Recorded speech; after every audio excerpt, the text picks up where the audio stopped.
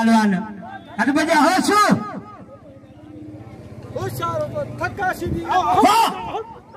दोस्तों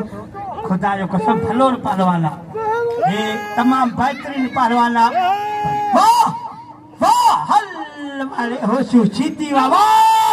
हाय हाय हाय हाय हाय हाय हाय रे सीधी तो जाके रे हाय रे सीधी तो 1000 बिल कन्नी सीधी एड़ा 2000 वाह वाह वाह अरे सीधी तुझा कुहारा है मारे एजाज पुट तुझा बच्चन अरे एजाज वडी वडो वजन है वाह वाह वाह रे वाह वाह रे सीधी तुझो काबू कर वाह अल्लाह एकड़ी गर्मी आई बियो मलन या धक मन वजन केड़ा सीधी वजन ॾिसो पर दोस्तों रात बाबा गुलाम रसूल चंदो गुलजार मला एडा पहलवान साईं बगन शाह ओमे पियो साईं बगन शाह रसूली मलानो हथ निकरिया रोके हथ निकरिया साईं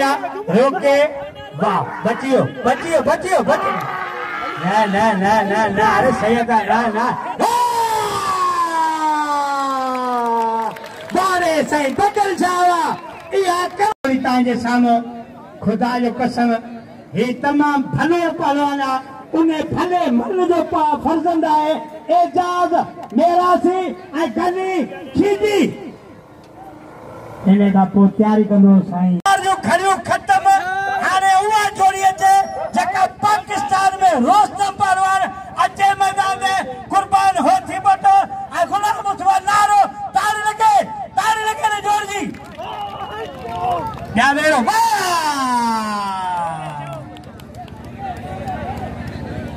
असां किस्मत से आयो इनाम लो चार मनो दियो बाबा हो जाए पिठान 3 जोड़ 4 बिठान वाह अरे सैयदा सैयदा हजरत बजे आए चांद दोस्तों इनते 1000 बिला हर मानो जी सजन जी नजर पे दुश्मन जी न पे हट बजा वाह पहले 1000 वाह वाह वाह वाह वाह वाह वाह वाह बारे एजाज एजाज सुस्त कलानो थी जान छलाए सदा तू मुड़े से वाह वारे वारे चाचा वसाण जे 100 रुपया इनाम था जो वाह अल्लाह बई मलू चट सीधी बई मलू खून करे दो एजाज के अल्लाह वाह सीधी वाह सीधी अजे एक बना बुधी मेरा सीधी आई सीधी के दिल खोले नाम जो एड़ा हद बजा जुड़ो नोहानी आई होड़ा पंजाबी